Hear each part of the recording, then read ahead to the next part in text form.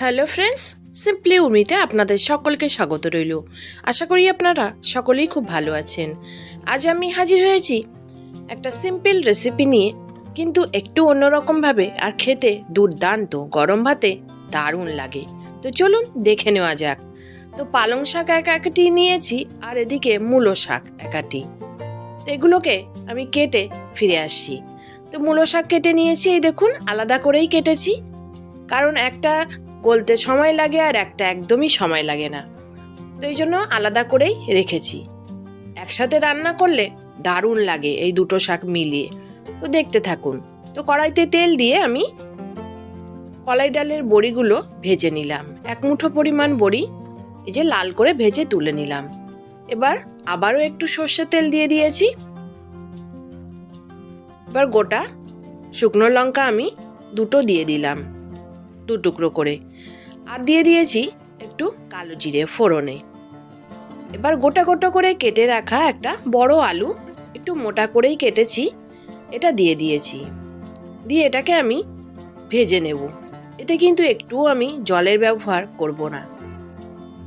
আলুর পরিমাণেই লবণটা দিলাম, দিয়ে খুব ভালো করে ভেজে নেব। এটাকে আমি ঢাকনা বন্ধ করেই ভাজবো। মাঝে মাঝে একটু নেড়ে দেব। আর এই দেখুন কালার অল্প অল্প এতে ধরে গেছে, দেখুন লাল লাল হয়ে গেছে।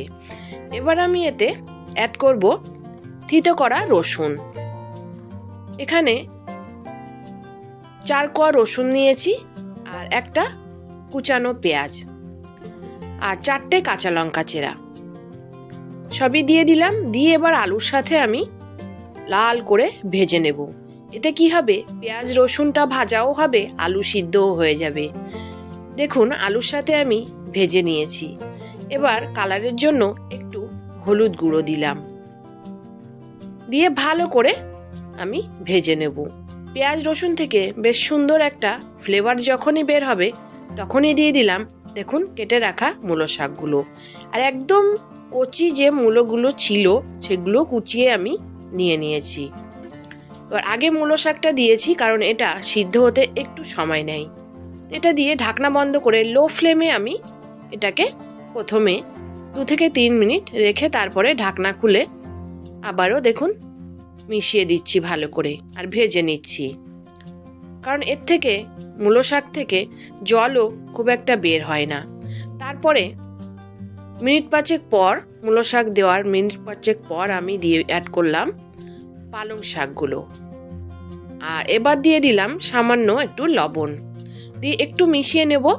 আর পালং শাক থেকে প্রচুর জল বের হয়, তো এর থেকে যে জল বের হবে এতেই মূলো শাকটা সিদ্ধ হয়ে যাবে।